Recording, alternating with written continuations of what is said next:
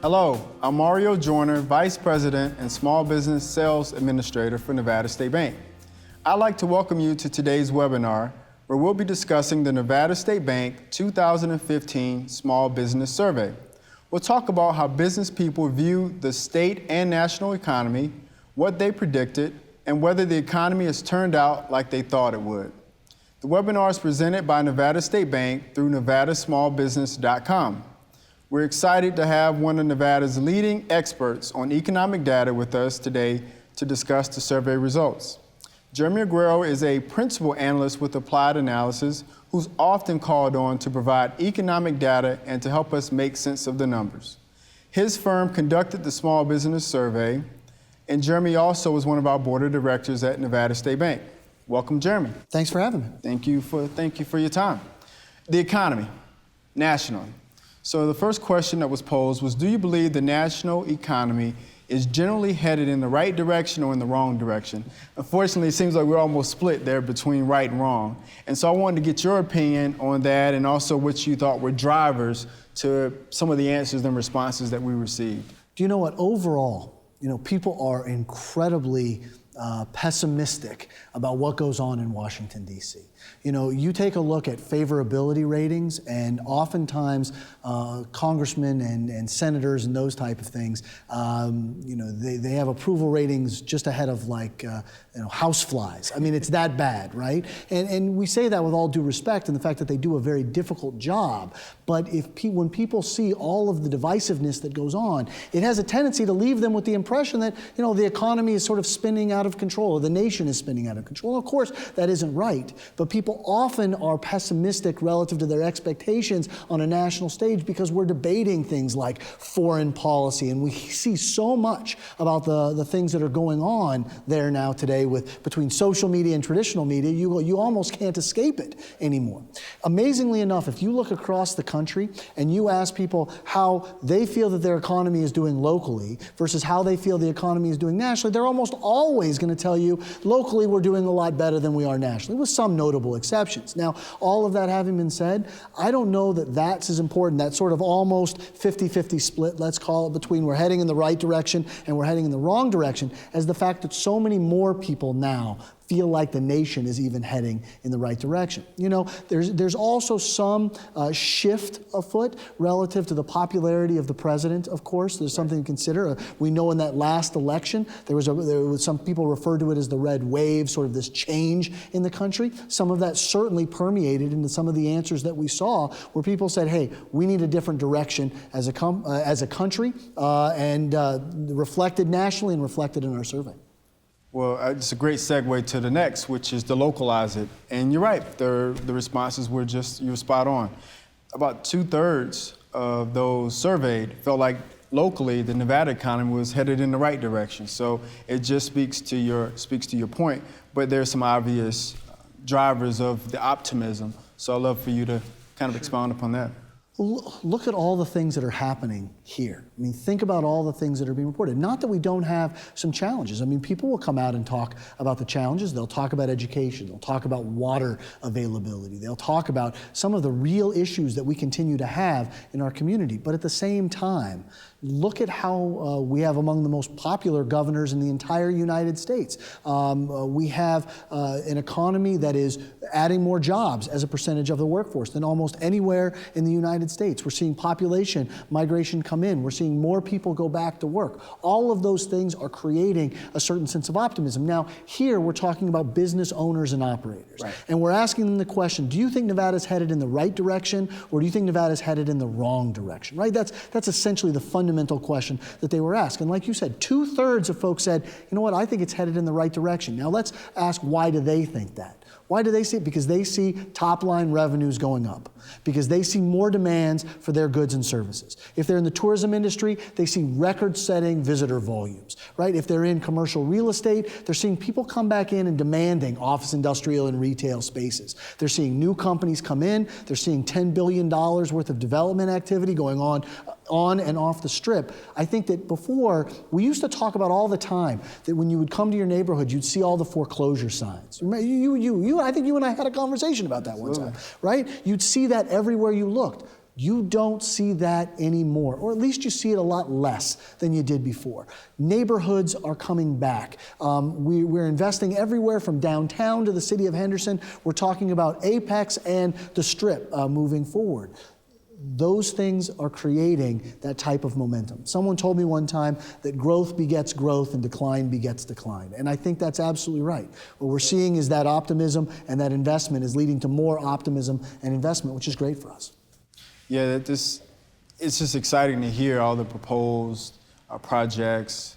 It's exciting to talk to business owners and to see a couple new faces as I walk into the office, or at least the thought and the discussion of bringing on more talented individuals and staffing. So that's exciting, and it speaks well to what you just said, to the demand, to them trying to raise the stakes for themselves and for Nevada businesses really doing more than just climb out of the hole. They're trying to grow and expand in Nevada and outside. Yeah, I don't think there's any doubt about it whatsoever. A couple of things to mention. You know, we think about things in terms of traditional capital and human capital. Right? You just mentioned having a few new faces, and I think you said something that is really so important, and that is that they are trying to apply the skills that they have, right? We are seeing so many people that have gone back to school, trying to train a little bit more, cross-train within their individual jobs, going to places like CSN or UNLV and getting, whether it's a certificate for learning some additional skill in technology or some other place, or going back and finishing that degree maybe they didn't finish before. The other side of it is, and maybe it's a silver lining to an economic downturn. I don't know whether you can really view it as a silver lining, but for me, it feels that way. And that is, a lot of people started to take their job a lot more seriously. When you start to see your neighbor out of work and you have a family member, let's not forget that when this state's economy was at its worst, our unemployment rate was 14%, right? That is massive. And if you include people that had just given up, or you include people that were working a part-time job where they should have been working a full-time job, that number was in excess of 20%. Right? Those are massive numbers. And if you think about it in terms of that human capital, not only are businesses looking for ways to find that and retain it, they want it, they're hungry for it, and they want it more than ever before. But I think when you look at the talent that is out there, people know that if they don't have the skill set to make them a valuable employee, if they're not constantly trying to figure out how to be better at what they do, that there's a lot of people out there that are actively looking for jobs. That's the human capital side. The other piece of what you said is the traditional capital side. And look at where we are today relative to that. I mean, we've been around for a fair amount of time. We remember the old downtown Las Vegas. Now we've got $300 million worth of investment. We've got the Smith Center for the Performing Arts, which is just amazing. You've got the Lou Ruvo Center. You're talking about restructuring all of that whole area toward having a medical district down there. You've got everything that Tony Hsieh and Zappos is doing, from container parks to business relocations to additional healthcare to education initiatives, all going on in an area that, at least when I was a kid growing up here, I wasn't allowed to go anywhere near downtown. Transfer over to the Las Vegas Strip. You've got the Ginting Project, the Global Business District, billions of dollars worth of investment. You've got the AEG MGM Arena already underway. Instead of seeing stuff that's closed down or stopped being constructed, now when we drive down I-15, we see actual buildings partially constructed, and you see an arena that's going to hold some of the most incredible events that are out there. You go up to northern Nevada and you see the increase in housing permitting activity and people starting to be concerned about, are we going to have enough infrastructure for all these new residents that are coming in because Tesla's going to invest billions of dollars in the north? You know, again, whether it's human capital and people taking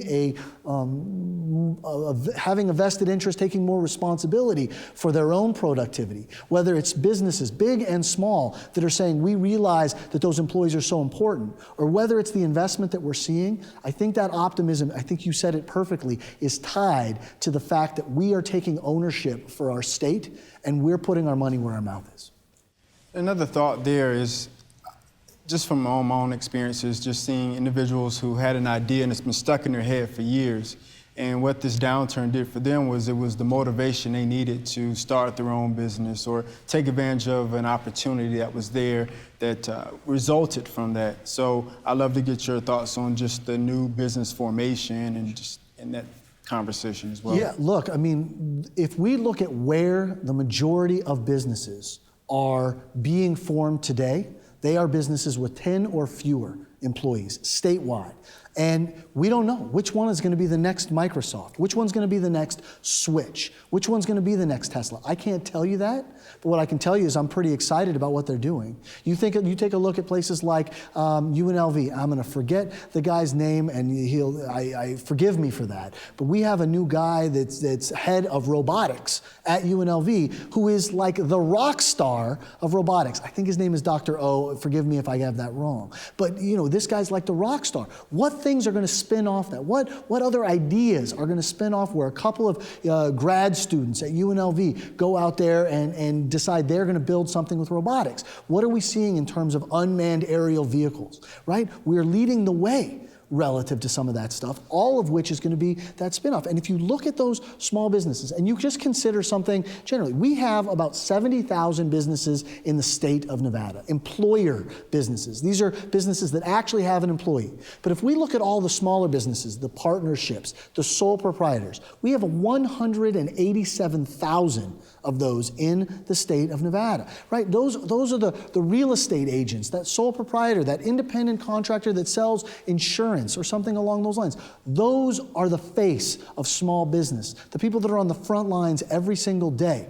We're seeing more people be added to their ranks, and I will tell you that is as encouraging as anything that we've seen, because if we think about the economy of tomorrow, it's not going to be the opening of another MGM Grand that's going to have 7,000 or 8,000 people. Certainly we'd love to see that, sure. And the Ginting project will be one along those lines.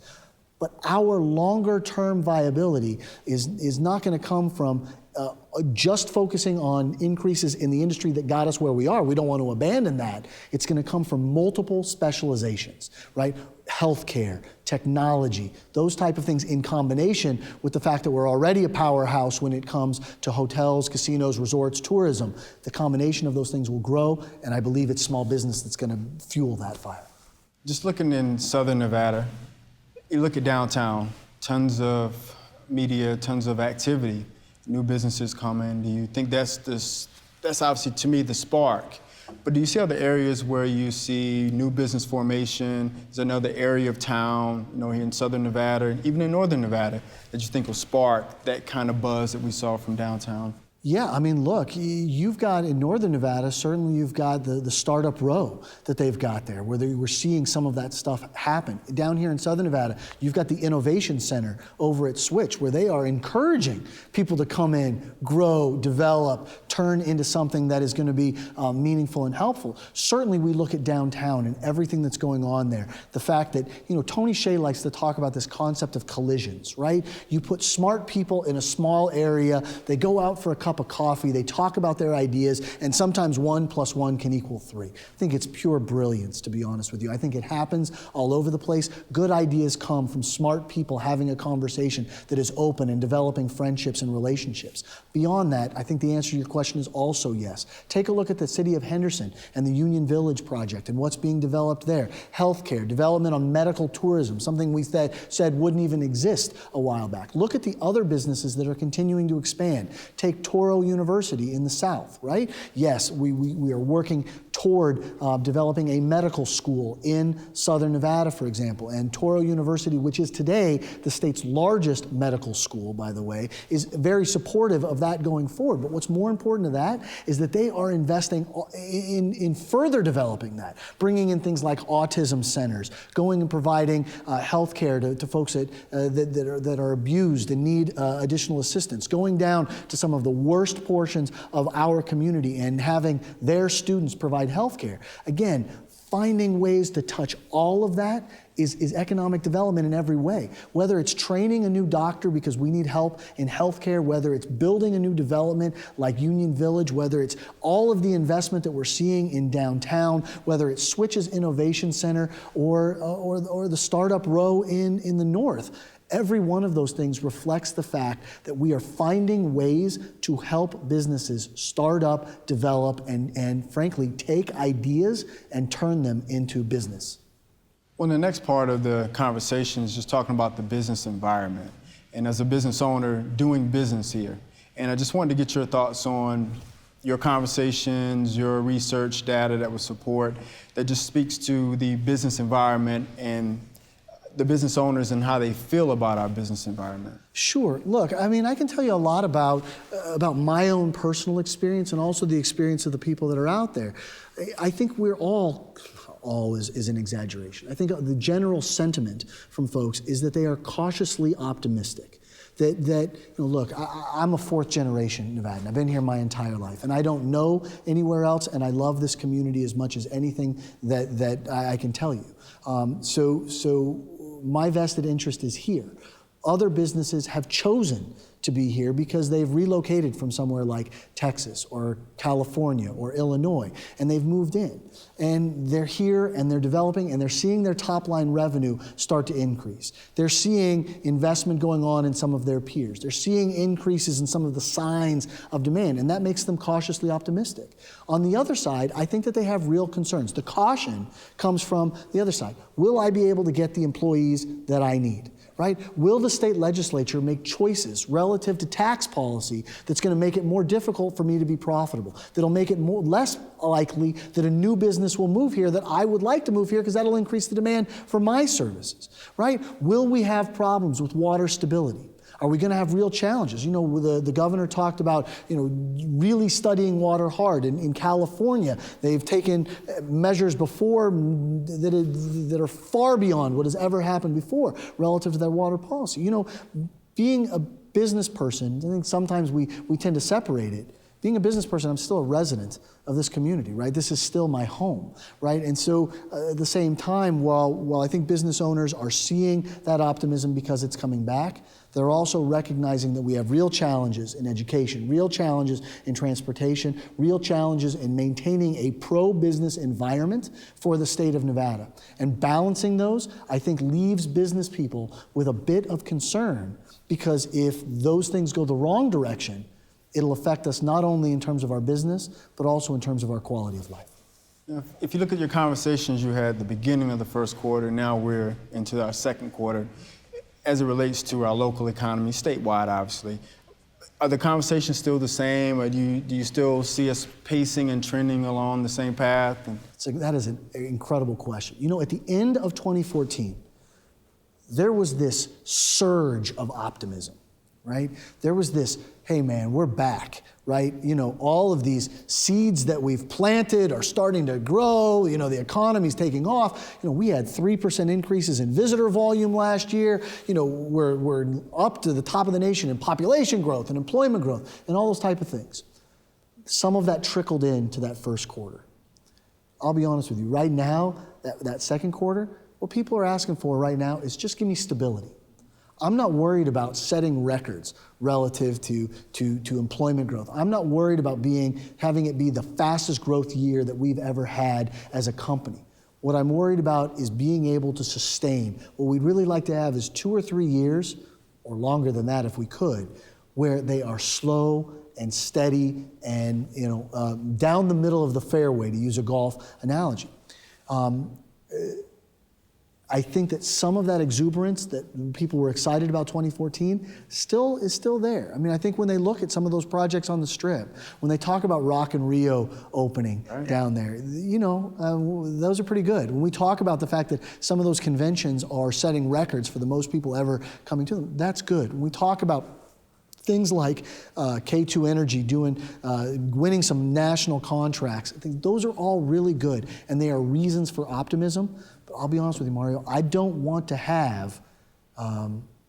lead the nation in housing price appreciation, right? I don't want to see a drop-off or a very low unemployment, or I don't want to see a big spike in anything.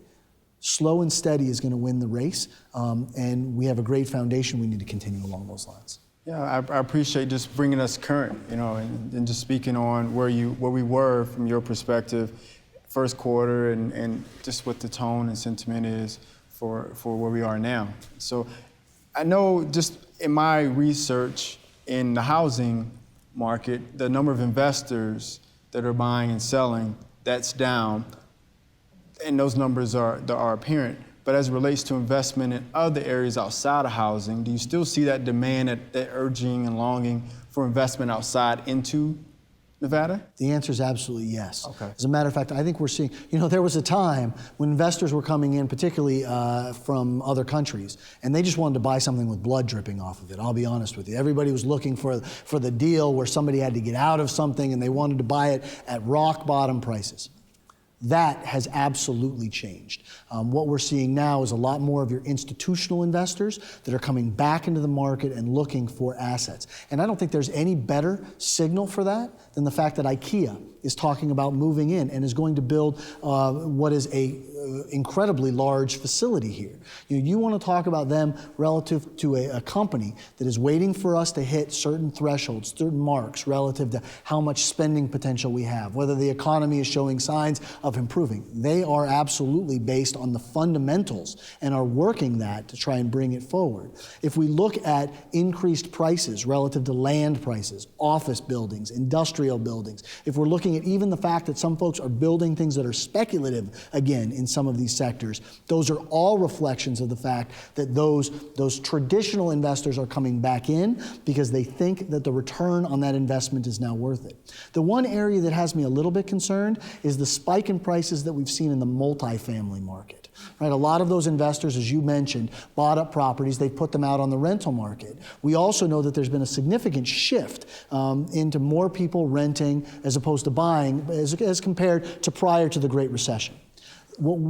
All of that having been said, we've seen upward prices a lot on those multifamily developments where they're up significantly over where they were just a year or 2 years ago.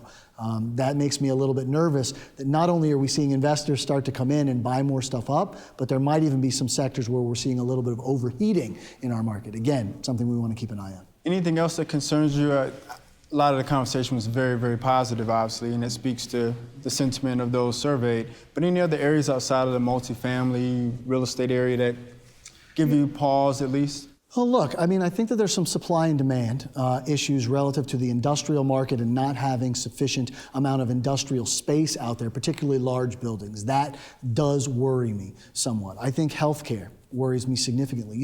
Interestingly enough, we're among the most popular areas in the United States relative to retiree in-migration. And retirees are like some of the most perfect consumers that are out there. They don't take jobs, they live longer than their parents did, they're wealthier than their parents were, they spend money, they're great consumers. They also care a lot about healthcare. Our healthcare economy in the state of Nevada is only about 2/3 of the size it should be for an economy of our size. And when people say, well, where do you go to get healthcare? I go to the airport, right? We can't have that anymore. That needs to change. And some of it already is, with incredible investments that are going on by some of the hospital providers, the Lou Ruvo Center, and some of the others. That said, if you're asking me one of the things that keeps me up at night that we haven't talked about relative to that broader economy, it's how do we do better in healthcare? Well, I thank you for bringing this conversation full circle from talking about the highlights and talking about what we were surveyed, and also what concerns you, because that gives us an opportunity to see what we have, an opportunity to grow and expand and allow you to sleep at night. We'd certainly want that. So I just want to thank you again for your time and for presenting this valuable information that we have. And I just want to say to everyone, if you want to download a free copy of the 2015 Small Business Survey, go to nevadasmallbusiness.com/survey. And if you'd like to see other videos in this series about the survey, you can find them on the webinars page of nevadasmallbusiness.com. And if you'd like to get economic data from Applied Analysis in our monthly economic briefing, sign up to receive our e-newsletter at nsbank.com/newsletter. Thanks for joining us and have a great day.